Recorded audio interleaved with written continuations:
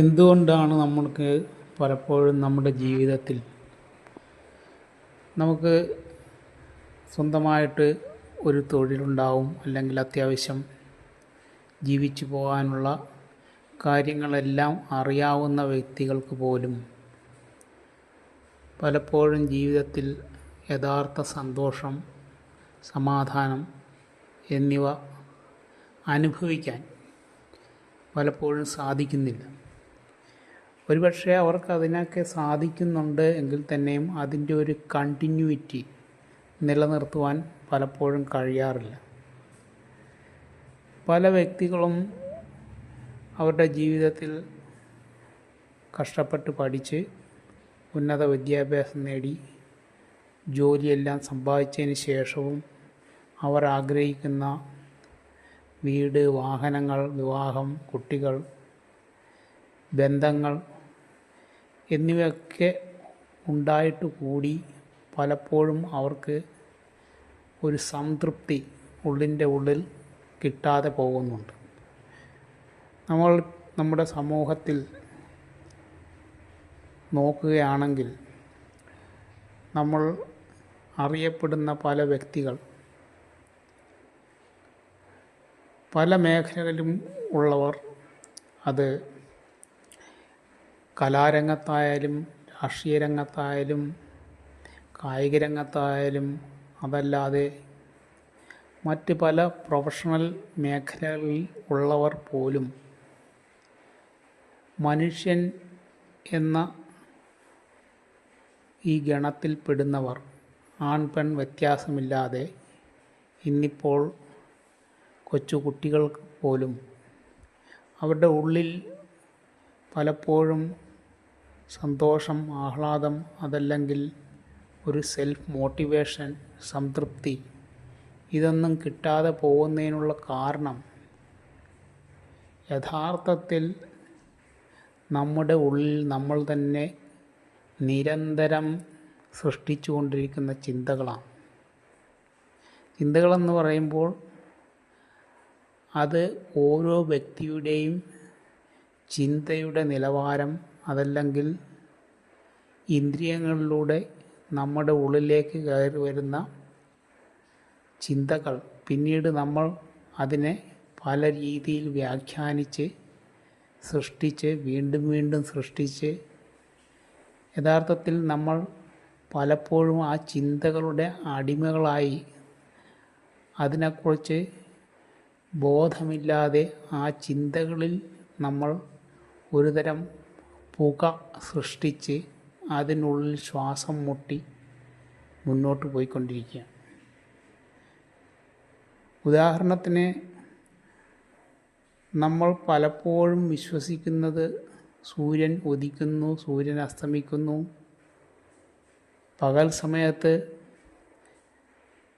ചില നേരങ്ങളിൽ സൂര്യനെ നമുക്ക് കാണുവാൻ സാധിക്കുകയില്ല, കാരണം കാർമേഘം കൊണ്ട് അത് മൂടിയിരിക്കും. അപ്പോഴെല്ലാം നമ്മൾ അറിയാതെയെല്ലാം വിശ്വസിക്കുന്നത് സൂര്യൻ മറഞ്ഞുപോയി. യഥാർത്ഥത്തിൽ സൂര്യൻ എപ്പോഴും ഒരേപോലെ ജ്വലിച്ച് നിൽക്കുകയാണ്. അപ്പോൾ നമ്മൾ ഇതുപോലെ തന്നെയാണ് നമ്മുടെ ചിന്തകളുടെ ഭാരം കൊണ്ട്, അത് ഏത് രീതിയിലുള്ള ചിന്തകളാണോ സൃഷ്ടിക്കുന്നത് അതനുസരിച്ച് നമ്മുടെ മൂഡ് മാറി മാറി വന്നുകൊണ്ടിരിക്കും.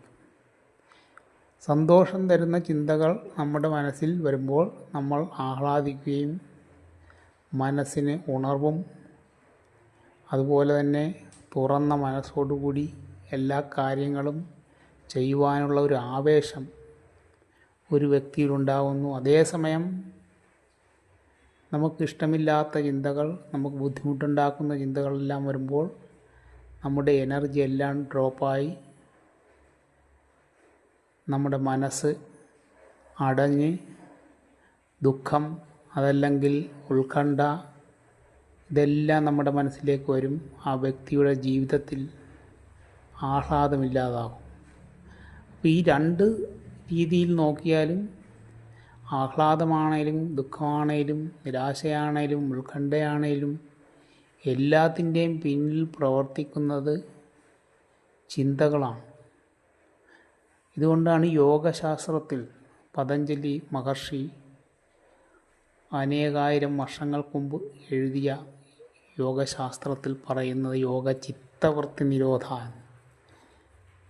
യോഗ ചിത്തവൃത്തി നിരോധ എന്ന് പറഞ്ഞാൽ നമ്മുടെ മനസ്സിലെ ചിന്തകളെ നിരോധിക്കുന്നതാണ് യോഗം. അപ്പോൾ ചിന്തകളില്ലാത്തൊരവസ്ഥ നമ്മളിൽ ഉണ്ടാക്കണം. ചിന്തകളെന്ന് പറയുന്നത് പ്രാണൻ്റെ സൃഷ്ടിയാണ്. ശരീരത്തിൽ മനസ്സിൽ ഈ പ്രാണൻ്റെ ഓളം ഉണ്ടാകുമ്പോഴാണ് ചിന്തകളുണ്ടാകുന്നത്. ആ പ്രാണൻ എപ്പോൾ നിലയ്ക്കുന്നു എന്നത് കൊണ്ട് ഉദ്ദേശിക്കുന്നത് നിശ്ചലമാകുന്നു. ആ സമയം നമ്മുടെ മനസ്സ് ചിന്തകളും നിശ്ചലമാകും. ചലേവാദം ചലേ നിത്യം നിശ്ചലം ഭവേത് എന്ന് പറഞ്ഞാൽ മനസ്സിലെ ചിന്തകൾ സ്റ്റോപ്പാകുമ്പോൾ പ്രാണൻ സ്റ്റോപ്പാകും. ആ സമയത്ത് പ്രാണൻ്റെ ഒഴുക്ക് പൂർണ്ണമായും ആത്മീയ ഉന്നതിയിലേക്കായിരിക്കും. നമ്മുടെ സൂക്ഷ്മ ശരീരത്തിലുള്ള ചക്രങ്ങളിലൂടെ പ്രാണൻ ഒഴുകാൻ തുടങ്ങും. അപ്പോഴാണ് നമുക്ക് ശരിയായ രീതിയിലുള്ള ബോധമണ്ഡലം തുറക്കുകയും ശരിയായ ജ്ഞാനം ലഭിക്കുകയും ചെയ്യുന്നു. അതില്ലാത്ത ഭൂരിപക്ഷ അവസ്ഥയിലാണ് ഒട്ടുമിക്ക ആളുകളും ജീവിക്കുന്നത്. അതാ മനുഷ്യരുടെ കുറ്റമല്ല. കാരണം നമ്മൾ അത്രത്തോളം നമ്മുടെ ഇന്ദ്രിയങ്ങളെ, മനസ്സിനെ പുറത്തേക്ക് നയിച്ച് അവിടെ നിന്നുള്ള ഇൻഫർമേഷൻ അനുസരിച്ച് ജീവിച്ചു കൊണ്ടിരിക്കുകയാണ്. അതല്ലാതെ ആ വ്യക്തി അവൻ്റെ ഉള്ളിലെ ദൈവിക ഭാവത്തെ കാണാതെ, അതറിയാതെ ഞാൻ ഇന്ന ആളാണ്, എൻ്റെ ജോലി ഇതാണ്, എൻ്റെ പദവി ഇതാണ്, ഞാൻ ഇന്ന ആളിൻ്റെ മകനാണ്, മകളാണ്, ഭാര്യയാണ്, ഭർത്താവാണ് എന്നൊക്കെ കരുതി അങ്ങനെ ജീവിച്ചു പോയിക്കൊണ്ടിരിക്കുന്നു. അതല്ലെങ്കിൽ മറ്റുള്ളവർക്ക് വേണ്ടി, അല്ലെ മറ്റുള്ളവരെ തൃപ്തിപ്പെടുത്താൻ വേണ്ടി, അല്ലെങ്കിൽ മറ്റുള്ളവരെന്ത് വിചാരിക്കും, ഇങ്ങനെ കരുതി കൺഫ്യൂഷനായി ഒരു അവിയൽ പരുവത്തിലാണ് നമ്മൾ ജീവിച്ചു പോയിക്കൊണ്ടിരിക്കുന്നത്. അപ്പോൾ ഇതാണ് നമ്മുടെ ഉള്ളിലെ ഈ സന്തോഷത്തെ തല്ലിക്കിടത്തുന്നത്. നമ്മൾ ഇതിനെക്കുറിച്ചെല്ലാം നിരന്തരം ബോധവാനായിക്കൊണ്ടിരുന്നാൽ ഇതിൽ നിന്നെല്ലാം മുക്തി നേടാൻ സാധിക്കും. അതത്ര എളുപ്പമുള്ള കാര്യമല്ല. അതുകൊണ്ടാണ് യോഗയിൽ പല പല തലങ്ങളിലൂടെ അത് പഠിച്ച് നിരന്തരം പരിശീലനം ആവശ്യമാണ് എന്ന് പറയുന്നു. അത് 1-2 ദിവസം കൊണ്ട് ചെയ്തെടുക്കാവുന്ന കാര്യമല്ല.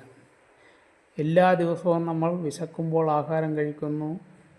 അതുപോലെ തന്നെ ശരീരത്തിന് ആവശ്യമുള്ള മറ്റ് കാര്യങ്ങളെല്ലാം നമുക്കിഷ്ടമുണ്ടെങ്കിലും ഇല്ലെങ്കിലും നമ്മൾ ചെയ്യുന്നുണ്ട്. അതുപോലെ തന്നെയാണ് മനസ്സിന് വേണ്ടിയിട്ടുള്ള ഈ പരിശീലനം.